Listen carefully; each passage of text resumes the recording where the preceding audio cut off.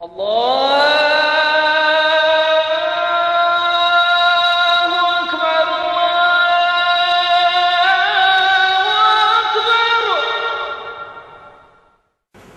Shahid Ali Abbasi Sahab, an erudite scholar of Quran and Islamiyat, was elucidating and enlightening us with his expert and scholarly comments on the book. Azizan Grami, اب آپ ایسی شخصیت کو سننے جا رہے ہیں جو نہ صرف حیدرآباد، نہ صرف ہندوستان، بلکہ عالم اسلام میں جانی پہچانی شخصیت، نابغہ روزگار، جامع الصفات، علم و فضل کے اعتبار سے خداور شخصیت کے مالک، جن کے علمی، تحقیقی، تصنیفی اور تبلیغی کارنامے انہوں نے اپنے آپ کو اس کے لیے وقف کر رکھا ہے، اور نہ صرف جمعہ کے خطبوں میں بلکہ ہفتہ وار منصف کے شمع فروزہ میں بھی اپنی حکمت و دانائی کی باتیں اور تربیت کا سامان کرتے رہتے ہیں۔ میری مراد مولانا خالد سیف اللہ رحمانی آج کے صدر اجلاس سے ہے۔ میں مولانا سے ادباً التماس کرتا ہوں کہ آپ کو مخاطب فرمائیں۔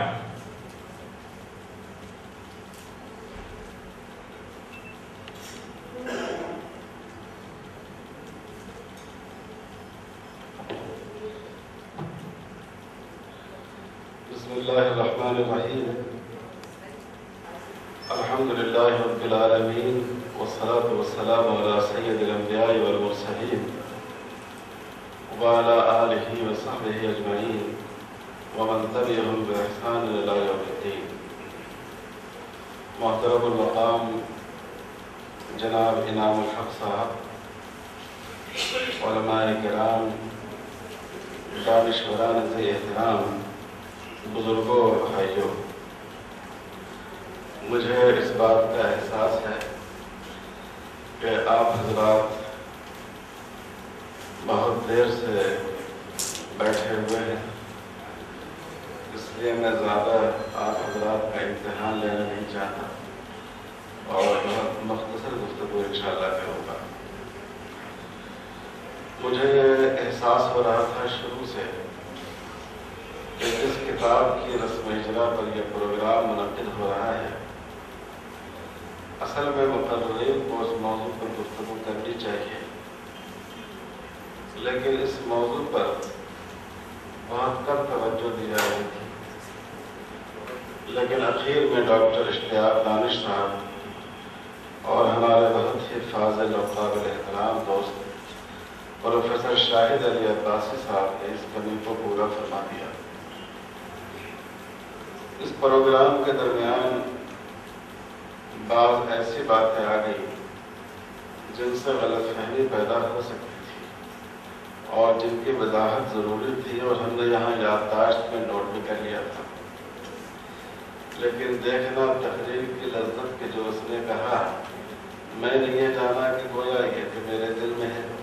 ہمارے پروفیسر عباسی صاحب نے بڑی خوبصورتی کے ساتھ اس پر روشنی ڈالی ہے، شاید میں اتنی بہتر گفتگو اس کے بارے میں نہیں کر سکتا، کیونکہ جہاں معاملہ اللہ کے کلام کا ہو تو گفتگو کے معاملے میں بڑی احتیاط ہونی چاہیے، اور قرآن کی تشریح کے لیے جو معیارات ہیں ان سے آگے ہمیں قدم نہیں بڑھانا چاہیے۔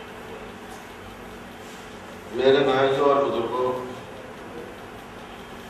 قرآن پاک کا ترجمہ دوسری زبان میں کیا جا سکتا ہے یا نہیں کیا جا سکتا ہے، بالکل ابتدائی دور سے جو فقہ اسلامی کے ماہرین ہیں اس میں اختلاف رہا ہے۔ ایک گروہ کی رائے یہ تھی کہ قرآن کا ترجمہ نہیں ہونا چاہیے دوسری زبان میں، اور دو وجہوں سے۔ ایک وجہ اس کی یہ کہ لوگوں کا احساس یہ تھا کہ قرآن کے الفاظ میں اور قرآن کی عربی تعبیر میں جو بلاغت ہے، اگر اس کو کسی اور زبان کا جامہ پہنایا جائے تو اس میں وہ تاثیر اور وہ کیفیت منتقل نہیں ہو سکتی۔ جیسے ابھی میں مثال دوں ہمارے پروفیسر عباسی صاحب نے عدل کی تعریف کی. اردو میں ہم لوگ اس کا ترجمہ کر دیتے ہیں انصاف، لیکن حقیقت میں اس لفظ کی جو وسعت ہے اور پوری زندگی سے جو اس کا ربط ہے وہ صرف انصاف کے لفظ سے پورا نہیں ہو سکتا. دوسری بات ان حضرات کے پیش نظر یہ تھی کہ قرآن سے پہلے جو الہامی کتابیں آئیں اور جب ان کا ترجمہ شروع ہوا وہ ترجمہ اصل بن گیا اور اصل کتاب دنیا کے نقشے سے غائب ہو گئی. حضرت موسیٰ علیہ السلام کی زبان عبرانی تھی اور حضرت عیسیٰ علیہ السلام کے بارے میں کہا جاتا ہے کہ ان کی زبان سریانی تھی. لیکن بائبل کا جو قدیم ترین نسخہ ہے وہ بھی یونانی ترجمے کی شکل میں تھی. اصل جو زبان میں جو کتاب تھی وہ کتاب محفوظ نہیں رہ سکی. اس لیے علماء کو یہ احساس تھا کہ کہیں ایسا نہ ہو کہ اگر مختلف زبانوں میں قرآن کا ترجمہ ہو تو اصل الفاظ لوگوں کے نگاہ سے اوجھل ہو جائے اور وہ ترجمے کو بنیاد بنائے. یہ تھوڑی سی وضاحت میں نے اس لیے کر دی ہے کہ بعض لوگ یہ سمجھتے تھے کہ جیسے ہندو بھائیوں کے یہاں برہمن ویدوں پر اپنی اجارہ داری رکھنا چاہتے تھے ویسے ہی علماء نے قرآن پر اپنی اجارہ داری رکھنا چاہا. ایسا نہیں، بلکہ ان خدشات کی وجہ سے جن حضرات نے منع کیا انہوں نے منع کیا. لیکن جمہور یعنی زیادہ تر علماء شروع سے اور اب تو اس پر پوری دنیا کا اتفاق ہے، ان کی رائے یہ ہوئی کہ قرآن کا ترجمہ دوسری زبان میں کیا جا سکتا ہے، لیکن یہ احتیاط ضروری ہے کہ ترجمے کے ساتھ ساتھ قرآن کا اصل متن بھی ذکر کیا جائے تاکہ اصل متن لوگوں کی نگاہ سے اوجھل نہ ہو جائے. علامہ سرخسی بڑے مشہور فقیہ ہیں ابتدائی دور کے، اور فقہ حنفی پر ان کی کتاب المبسوط نہ صرف فقہ حنفی پر بلکہ مطلق فقہ اسلامی پر ایک بہت بڑا ماخذ اور سورس سمجھا جاتا ہے. اس کتاب میں انہوں نے لکھا ہے کہ قرآن پاک کا سب سے پہلا ترجمہ فارسی زبان میں ہوا اور حضرت سلمان فارسی رضی اللہ تعالیٰ عنہ نے یہ ترجمہ فرمایا. ہو سکتا ہے کہ پورا قرآن کا ترجمہ نہ ہوا ہو، قرآن کے بعض صورتوں کا ہوا ہو، لیکن اس سے بہرحال اس بات کی مثال ملتی ہے کہ جو لوگ رسول اللہ صلی اللہ علیہ وسلم کے براہ راست تربیت یافتہ تھے انہوں نے بھی قرآن مجید کو دوسری زبانوں کا پیکر اس حیثیت سے دینے کی کوشش کی ہے کہ لوگ اس سے فائدہ اٹھائیں.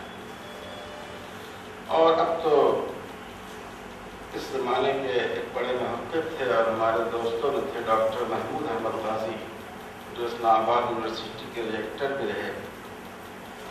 انہوں نے اعداد و شمار جمع کیے ہیں کہ اس وقت 1800 زبانوں میں قرآن پاک کا ترجمہ موجود ہے، دنیا کی 1800 زبانوں میں.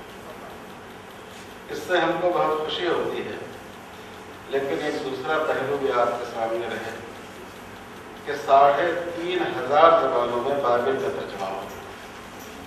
یعنی ابھی بھی ہم نے آدھا سفر طے کیا ہے، آدھا سفر ہمیں کرنا باقی ہے. حیدرآباد کی سرزمین کو یہ شرف حاصل ہے کہ قرآن مجید کے ترجمے کو انگریزی زبان میں پیش کرنے میں حیدرآباد کا نمایاں حصہ ہے. آپ جانتے ہیں کہ پٹھان وہ بھی حیدرآباد میں تھے، چادر گھاٹ اسکول کے استاد تھے، اور حضور نظام نے باضابطہ ان کو اس کام کے لیے 1 سال کی چھٹی دی. مصر گئے، جامعہ ازہر کے علماء سے بھی اپنے ترجمے کی تصحیح کرائی، اور یہی حیدرآباد میں ڈاکٹر حمید اللہ صاحب انہوں نے غالباً فرنچ زبان میں قرآن پاک کا ترجمہ کیا اور اسلام کے بڑے داعی بن کر ابھرے. وہ حکومت حیدرآباد کے سفیر بن کر گئے تھے، لیکن بعد میں وہ اسلام کے سفیر ہو گئے اور مغرب میں ان کے ذریعے اسلام کی دعوت عام ہوئی. اور یہیں سے جناب عبداللطیف صاحب کا ترجمہ ہوا. اور اس وقت ہمارے سامنے محترم دوست جناب بزرگ ہمارے بلکہ جناب انعام الحق صاحب کا یہ اردو کام کے بعد اس کا عربی ترجمہ، انگریزی ترجمہ، یہ آپ حضرات کے سامنے. خود اردو زبان میں ترجمے کی عمر بہت زیادہ ہے. ابھی آپ نے سنا کہ شاہ ولی اللہ صاحب رحمۃ اللہ علیہ نے فارسی میں ترجمہ کیا فتح الرحمان کے نام سے. عام طور پر کہا جاتا ہے کہ ان کے صاحبزادے شاہ عبد القادر صاحب نے پہلی بار اردو زبان میں قرآن پاک کا ترجمہ کیا. لیکن شاہ عبد القادر صاحب سے ٹھیک 100 سال پہلے شاہ مراد اللہ سنبھلی، جن کے قبر سنبھل میں موجود ہے، انہوں نے قرآن پاک کا اردو ترجمہ کیا ہے. مکمل قرآن کا ترجمہ نہیں کر پائے، لیکن انہوں نے قرآن پاک کا جو کچھ پاروں کو اردو کا بعض کہتے ہیں کہ صرف 30واں پارہ، اس کو انہوں نے اردو کا جامع عطا کرنے کی کوشش کی ہے. اور یہ اللہ کا شکر ہے کہ اس وقت دنیا کی جن زبانوں میں سب سے زیادہ قرآن مجید کے ترجمے ہیں، مغربی زبانوں میں وہ فرنچ ہے اور مشرقی زبانوں میں ترکی اور ترکی کے بعد اردو. ان دو زبانوں میں قرآن پاک کے سب سے زیادہ ترجمے ہیں. اور یہ یقیناً ہم لوگوں کے لیے ہم سمجھتے ہیں کہ تمغہ افتخار ہے. قرآن کے انگریزی ترجمے کی بڑی اہمیت ہے. حالانکہ عام طور پر انسان کی نفسیات یہ ہے کہ جس سے انسان کی آمیزشیں ہوتی ہیں اس کی ہر چیز بری معلوم ہوتی ہے. تو صلیبی جنگوں سے جو آمیزشیں شروع ہوئی عالم اسلام کی اور مسلمانوں کی، اس قوم سے جو اپنے آپ کو عیسائیت کا نمائندہ کہتی ہے، تو اس کا ایک اثر یہ بھی پڑا کہ ان کی زبان سے اور ان کی اچھی باتوں سے بھی بعض دفعہ لوگوں کو نفرت سی ہو گئی. لیکن میرا خیال ہے کہ اس زمانے میں انگریزی زبان ایک بڑی نعمت ہے مسلمانوں کے لیے. آج سے 400-500 سال پہلے اگر آپ کو دین کی دعوت پوری دنیا میں پہنچانی ہوتی اور قرآن کا پیغام پورے عالم میں آپ کو پہنچانا ہوتا، تو میں سمجھتا ہوں کہ نہ جانے کتنی 100 زبانیں سیکھنی پڑتی. لیکن اللہ تعالیٰ نے ایک زبان کو ایسی عالمگیر زبان بنا دیا ہے کہ آج اگر کوئی آدمی صرف انگریزی زبان کے ذریعے چاہے تو وہ دنیا کے کونے کونے تک اللہ کے دین کو پہنچا سکتا ہے اور قرآن مجید کی تبلیغ کر سکتا ہے. تو اس پہلو سے اگر دیکھیں تو عربی زبان کی فضیلت تو ہے ہی اپنی جگہ، کیونکہ وہ تو اسلام کی گویا سرکاری زبان ہے. لیکن ایک ذریعہ ترسیل کے اعتبار سے انگریزی زبان اس زمانے کے لیے بہت بڑی نعمت ہے کہ ہم اس کو، جیسے دنیا اس کو سائنس کے لٹریچر کے لیے ایک ذریعہ اظہار بنا رہی ہے، ہم اس کو انسانی ہدایت کے لیے بھی ذریعہ اظہار بنائیں. اس لحاظ سے مجھے بڑی مسرت ہے کہ حیدرآباد، جس کو قرآن کو انگریزی دنیا تک پہنچانے کا شرف حاصل رہا ہے، اس میں اولیت حاصل رہی ہے، آج اس سلسلے کا ایک اور کام بلکہ کارنامہ ہمارے اور آپ کے سامنے آ جائے. میرے بھائی اور بزرگوں، ایک بات کی وضاحت کر کے میں اپنی بات ختم کرنا چاہتا ہوں. ہمارے مولانا راشد نسیم صاحب نے بھی اس کی وضاحت فرمائی، اور چونکہ میرے پاس 2-4 حضرات کے فون آئے، اس پس منظر میں ناز کرنا چاہتا ہوں کہ قرآن کا ایک بڑا اعجاز یہ ہے کہ یہ بڑے سے بڑے صاحب علم کے لیے ہی اس کے اندر کشش ہے، اور ایک عام سے عام آدمی بھی اس سے فائدہ اٹھا سکتا ہے. اگر آپ سائنس اور فلسفے کی کسی کتاب کے ایک صفحے کا ترجمہ آپ کسی کسان کو سنا دیں، کسی رکشہ چلانے والے کو سنا دیں، تو اس کو کوئی بات سمجھ میں نہیں پڑے گی. ہم فلسفہ اور سائنس ہی نہیں کہتے، ہم دینی کتاب کہتے ہیں. فقہ کی کتاب ہے، مشہور کتاب ہے ہدایت، جو ہندوستان کے تمام مدارس میں داخل نصاب ہے. اگر ایک صفحے کا اردو ٹرانسلیشن کسی عام آدمی کو سنا دیا جائے تو کوئی بات اس کے پلے نہیں پڑے گی. لیکن قرآن کا یہ اعجاز ہے، کسی کوئی حصہ آپ لے لیں، قرآن کا کہیں سے ایک رکوع لے لیں، سورہ فاتحہ آپ لے لیں، اگر اس کا ترجمہ ایک عامی سے عامی آدمی کو بھی آپ سنا دیں تو آپ محسوس کریں گے کہ اس کے مغز کو اس نے حاصل کر لیا ہے، اس کی روح تک اس کی رسائی ہوگی۔ اس لیے قرآن کو سمجھنے اور قرآن کو اخذ کرنے کے دو درجے ہیں، ایک درجہ استنباط کا ہے اور ایک درجہ تذکیر کا ہے۔ استنباط کا مطلب تو یہ ہے کہ قرآن سے آپ قانون کو اخذ کریں، قرآن کی وہ آیات جو متشابہات کہلاتی ہیں ان کے بارے میں آپ رائے دیں، یہ کام یہ تو واقعی اس کے لیے گہرے علم کی ضرورت ہے۔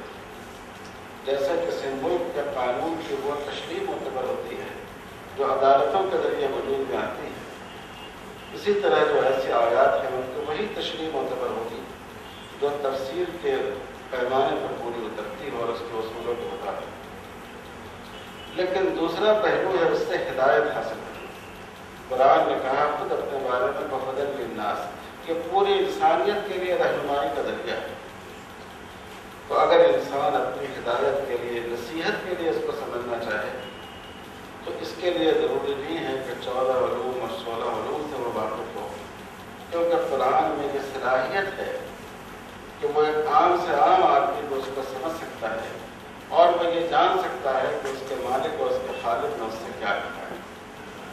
مجھے بڑی خوشی اور مسرت ہے کہ جہاں تک ہم نے دیکھا اس کا اردو ایڈیشن اور اسی کا یہ انگریزی ترجمہ ہے، ہمارے جناب انعام الحق انجینئر صاحب نے اس دوسرے پہلو سے کام کیا ہے، تذکیری پہلو سے۔ قرآن ہم سے کیا کہتا ہے، قرآن کی کیا تعلیمات ہیں، آج سماج کی اصلاح کے لیے، معاشرے کے اصلاح کے لیے قرآن مجید کا کیا پیغام ہے، انہوں نے کس مسئلے کو لیا ہے، اور علم کلام اور فقہ کے جو اختلافی مسائل ہیں، جو دقیق مسائل ہیں، جن پر بڑی بحثیں ہوئی ہیں، صفحات نہیں جلدیں لکھی ہوئی ہیں، ایسے مسائل سے انہوں نے اپنا دامن بچایا ہے۔ یہ بڑی مناسب بات ہے۔ یہ میں نے اس لیے وضاحت کر دی کہ کہیں اس کے بارے میں لوگوں کو غلط فہمی نہ ہو، جیسا کہ مجھ سے بھی بعض حضرات نے فون کر کے کہا اور پھر میں نے اس کا اردو ایڈیشن نکال کر دیکھا۔ میں اخیر میں آپ حضرات سے ایک بات عرض کرتا ہوں اور اپنی بات 2-3 منٹ میں ختم کرتا ہوں۔ اللہ تعالیٰ کا ایک نظام ہے، جو چیز انسانیت کے لیے مفید ہوتی ہے اللہ اس کو باقی رکھتے ہیں، اور جس چیز سے انسانیت کا نفع متعلق نہیں ہوتا ہے وہ چیز آہستہ آہستہ ختم ہو جاتی ہے۔ آپ جانتے ہیں دنیا کی تاریخ، علم الآثار کے جو ماہرین ہیں، کتنے جانور دنیا میں تھے اور نہ تھے۔ شیر اتنا طاقتور جانور ہے کہ اگر یہ معلوم ہو کہ اتنے بڑے شہر میں 10 شیر گھس آئے ہیں تو لوگوں کے لیے اپنے مکان سے باہر نکلنا مشکل ہو جائے گا خوف سے۔ لیکن آپ یہ بھی جانتے ہیں کہ شیر کی تعداد دن بدن گھٹتی جاتی ہے۔ ہر دن جب صبح کا سورج طلوع ہوتا ہے ہمارے ملک میں شیروں کی گنتی ہوتی ہے۔ شیر کے شکار کے ممانعت ہے، بلکہ جتنی سختی شیر کے شکار کے سلسلے میں ہے، اگر انسانوں کے شکار کے سلسلے میں اتنی سختی ہوتی تو شاید اس ملک میں گجرات اور بھاگلپور اور میرٹھ جیسے واقعات پیش نہیں آتے۔ لیکن اس کے باوجود شیر کی نسلیں ختم ہوتی جا رہی ہیں۔ ایک اور نازک اور کمزور سے جانور ہے بکرا۔ ہم نے بہت پہلے پڑھا تھا، آج سے شاید 30 سال پہلے سے حیدرآباد کے بارے میں کہ روزانہ 30,000 بکرے ذبح کیے جاتے ہیں۔ اب تو میں سمجھتا ہوں ان کی تعداد لاکھوں میں پہنچ چکی ہو۔ لیکن کبھی آپ نے اخبار میں یہ نہیں پڑھا کہ بکروں کی نسل ختم ہوتی جا رہی ہے، حکومت پابندی لگا رہی ہے کہ آپ بکرے کے گوشت نہیں کھا سکتے، ایسا آپ نے کبھی نہیں پڑھا۔ شیر سے براہ راست انسانیت کا نفع متعلق نہیں، اس لیے حفاظت کی اور دفاع کی بھرپور صلاحیت کے باوجود شیر کی نسلیں ختم ہوتی جا رہی ہیں۔ بکرے سے انسان کی غذا کا نفع متعلق ہے، اس لیے لاکھوں کی تعداد میں ذبح کیے جانے کے باوجود بکرے کی نسلیں بڑھتی جاتی ہیں۔ میرے بھائی اور بزرگوں، یہی حال الہامی اور آسمانی کتابوں کا ہے۔ جو کتابیں اللہ کی طرف سے اتاری گئی اور ان کتابوں سے انسانیت کا کوئی نفع اب متعلق نہیں رہا، وہ کتابیں اپنے وجود کو کھو چکی ہیں، ان کی کوئی سند موجود نہیں ہے۔ رسول اللہ صلی اللہ علیہ وسلم سے سب سے قریبی دور حضرت عیسیٰ علیہ السلام کا ہے، 578 سال پہلے کا، لیکن حضرت عیسیٰ کے براہ راست کسی شاگرد نے انجیلوں کو مرتب نہیں کیا ہے، ایک واسطے یا دو واسطے سے لوگوں نے مرتب کیا ہے اور کوئی اس کی سند موجود نہیں ہے۔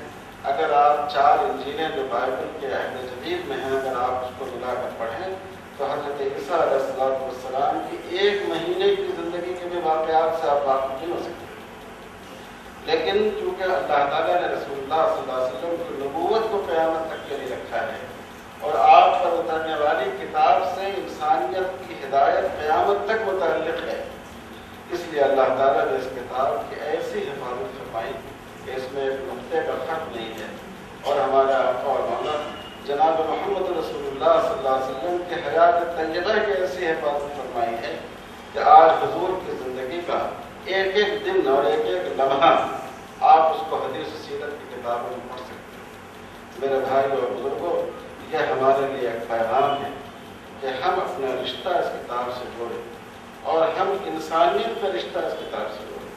ہم ہمیشہ انسانیت کے سامنے ہاتھ پھیلاتے ہیں کہ آپ ہمیں فلاں چیز دیجیے، فلاں چیز دیجیے، لیکن کبھی ہم ایسے ہاتھ بھی تو لے کر جائیں جس میں ان کو دینے کے لیے کوئی چیز موجود ہے، اور سب سے بڑی جو چیز ہمارے پاس دینے کی ہے وہ اللہ کی کتاب قرآن مجید ہے، اور یہ اس وقت ہوگا جب ان زبانوں میں جن زبانوں سے برادران وطن واقف ہوں قرآن کی تعلیمات کو مختلف انداز سے پیش کیا جائے۔ مجھے یہ کتاب اس لحاظ سے بڑی اچھی لگی کہ اس میں پورے قرآن کا احاطہ تو نہیں ہے، لیکن اس کا مغز آ گیا ہے، اس کا خلاصہ آ گیا ہے کہ اس رکوع کی دعوت آپ سے کیا ہے، اس رکوع کا پیغام آپ کے لیے کیا ہے، اس رکوع کی بنیادی تعلیمات آپ کے لیے کیا ہے، اور جیسا کہ میں نے بتایا کہ اختلاف کے خاردار سے اپنا دامن بچاتے ہوئے انعام الحق صاحب اپنے اسلام میں گزرے ہیں،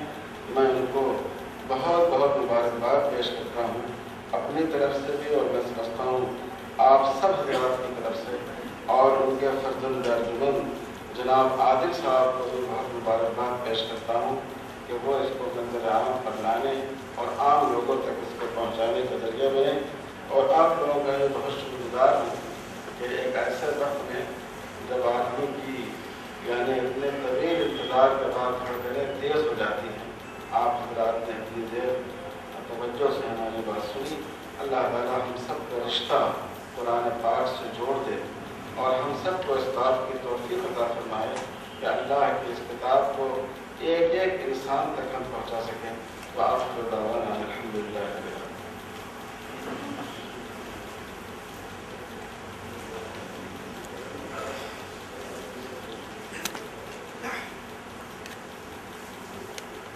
خواتین و حضرات، آپ مولانا خالد صاحب رحمانی صاحب کا صدارتی خطاب سماعت فرما رہے تھے، اور آج کے اس محفل کا لب لباب یہی تھا کہ ہم قرآن کی طرف رجوع ہوں، قرآن پر ایمان لائیں۔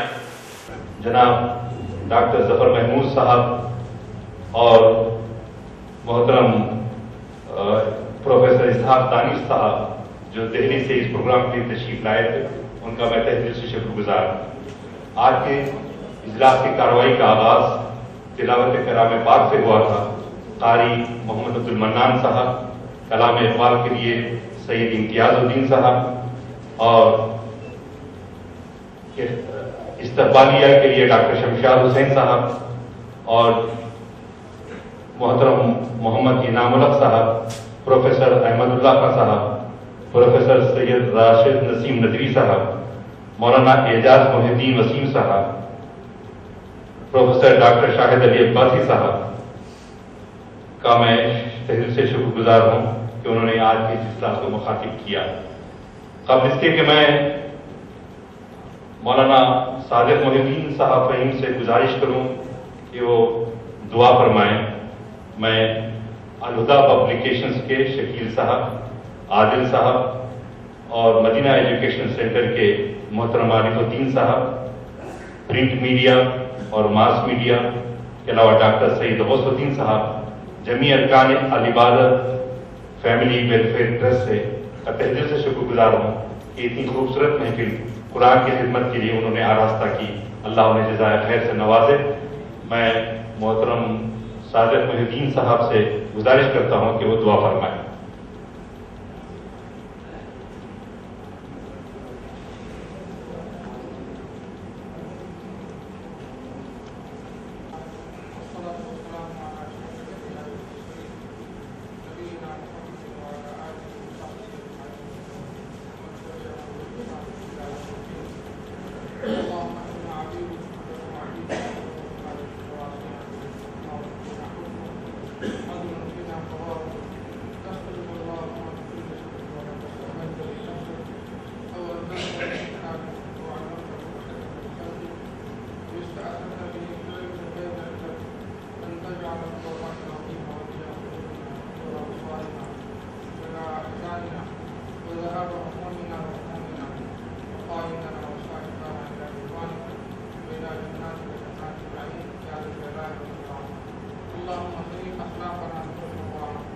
اللهم زين أرواحنا بنور القرآن.